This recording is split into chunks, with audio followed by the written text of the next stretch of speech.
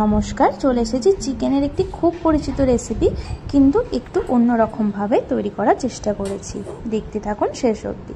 তো আমি এখানে 1.5 কেজি মতো চিলি চিকেনের মাংসগুলো সলিড পিসগুলো নিয়ে নিয়েছি।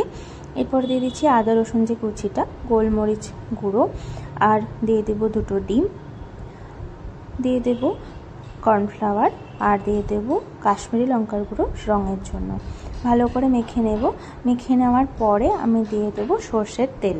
আর দেখলাম কর্নফ্লাওয়ারটা একটু কম হয়ে যায়, তার জন্য আরেকটু কর্নফ্লাওয়ার দিয়ে আমি ভালো করে মেখে নিয়ে 8 ঘন্টা থেকে 1 ঘন্টা মতো আমি ম্যারিনেট করে রেখে দিয়েছি। এরপরে এই যে দেখছেন স্পেশাল যে মশলাটা, আমি এটা ভেজে গুঁড়ো করে রেখে দেবো। এরপরে আমাদের যে পরিচিত যে সসটা আমরা প্রিপেয়ার করি, tomato sauce, chilli sauce, soya sauce এবং ভিনিগার দিয়ে আমি সুন্দর করে জল দিয়ে আমি সসটা রেডি করে রেখে দেবো। জল দিয়ে রাখলাম যাতে পুড়ে না যায় সসটা, তার জন্য। এরপরে চলুন আমরা চিকেনগুলো ভেজে নিই।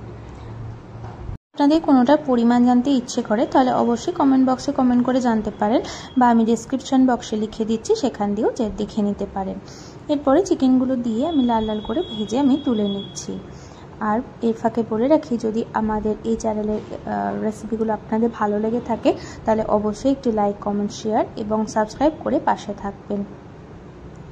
এরপরে আমি ওই সেম তেলে জিরে ফোড়ন, লঙ্কা, রসুন কুচি ফোড়ন আর আদা কুচিগুলো দিয়ে পেঁয়াজগুলো দিয়ে আমি ভালো করে ভেজে নেব। পেঁয়াজগুলো দিয়ে আমি মোটামুটি 2 থেকে 3 মিনিট মতো ভাজার পরে যখন দেখব একটু লাল লাল হয়ে আছে, তখন আমি দিয়ে দিচ্ছি ক্যাপসিকামগুলো। দেখুন ক্যাপসিকামগুলো দিয়েও আমি মোটামুটি 2 থেকে 3 মিনিট মতো নাড়াচাড়া করে নিয়েছি। এরপরে দিয়ে দিচ্ছি আমি ভাজা চিকেনগুলো দিয়েও আমি মোটামুটি 2 থেকে 3 মিনিট নাড়াচাড়া করে নেওয়ার পরে আমি যে সসটা রেডি করে রেখেছিলাম সেটা দিয়েও আমি কিছুক্ষণ নেড়ে নিয়েছি।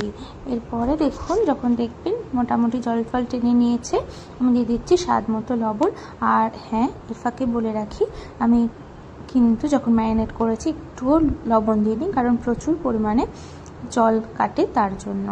এরপরে একটু গ্রেভিটা বানানোর জন্য আমি দিয়ে দিয়েছি কর্নফ্লাওয়ারটা গুলে, আর যে মশলাটা রেডি করে রেখেছিলাম সেটা আমি জাস্ট নামানো 2 থেকে 3 মিনিট আগে দিয়ে নিয়ে নাড়াচাড়া করে বন্ধ করে রেখে দিয়েছিলাম। এভাবেই তৈরি করে ফেলুন। খুব পরিচিত রান্না, কিন্তু একটু ডিফারেন্ট সাথে। যদি ভালো লেগে থাকে অবশ্যই কমেন্ট করে জানাবেন যে কেমন লাগলো আপনাদের। তো টিল দেন, টাটা।